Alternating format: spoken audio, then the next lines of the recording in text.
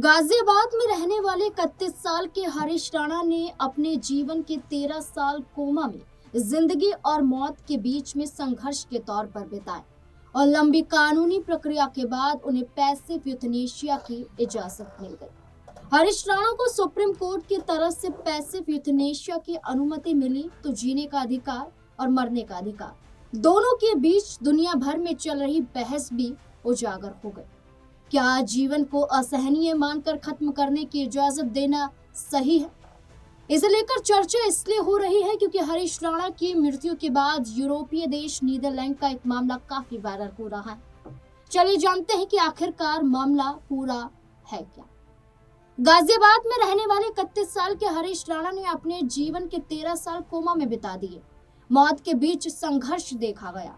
लंबी कानूनी प्रक्रिया के बाद उन्हें पैसिव यूथनेशिया की इजाजत तो मिल गई, लेकिन मामला तब और सामने आया जब इस घटना से यूरोपीय देश नीदरलैंड में 29 साल की जोराया टेरबीक की इच्छा मृत्यु भी एक बार फिर चर्चा में आ गई। हरीश राणा के उलट जोराया टेर शारीरिक रूप से पूरी तरह स्वस्थ थी। उन्होंने मानसिक पीड़ा के आधार पर जीवन समाप्त करने की इजाजत मांगी थी, जो साल 2024 में उन्हें मिल भी गई। अब ये दो देशों के कानूनों के रूप में फर्क बताने को लेकर दिखाया जा रहा है। हरीश राणा को सुप्रीम कोर्ट ने मेडिकल बोर्ड की सिफारिशों के बाद पैसिव यूथनेशिया की अनुमति दी थी। शीर्ष अदालत से इच्छा मृत्यु की मंजूरी मिलने के बाद एम्स के पैलिएटिव केयर वार्ड में डॉक्टरों ने धीरे धीरे उनका वेंटिलेटर और फीडिंग ट्यूब हटा दिया था, जिसके बाद उन्होंने 24 मार्च 2024 को अंतिम सांस ली। उधर नीदरलैंड में जोराया टेरबीक का मामला इसके बिल्कुल उलट नजर आया। 29 साल की इस महिला को असहनीय मानसिक पीड़ा के आधार पर साल 2024 में इच्छा मृत्यु की अनुमति दी गई। उनका कहना था कि उनका दर्द शारीरिक नहीं है बल्कि मानसिक था।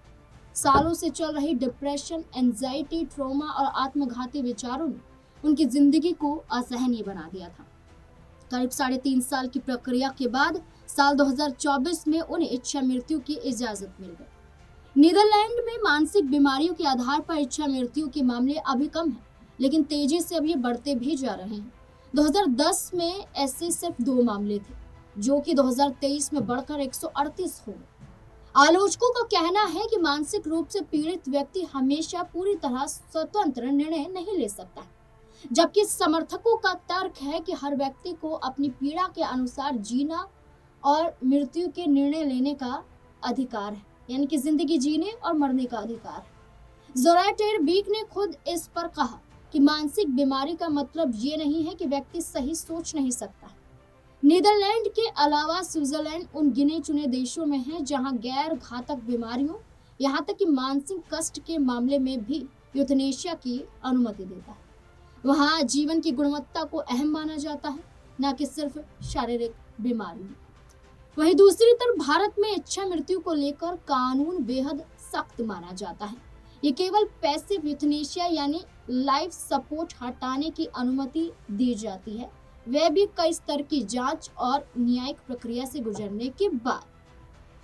हरीश राणा का मामला इसी का उदाहरण है, जहां एक व्यक्ति ने 13 साल तक जीवन के लिए संघर्ष किया और आखिरकार अदालत की अनुमति से उन्हें कष्ट मुक्त मृत्यु की ओर बढ़ने का एक मौका दिया।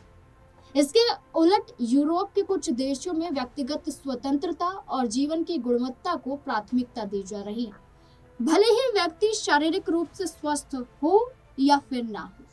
हरीश और जोराया के मामले 2 अलग दुनिया की तस्वीरें पेश करते हैं, जहां एक जिंदगी को हर हाल में बचाने की कोशिश होती है और दूसरी तरफ जहां असहनीय पीड़ा से मुक्ति को भी अधिकार माना जाता है।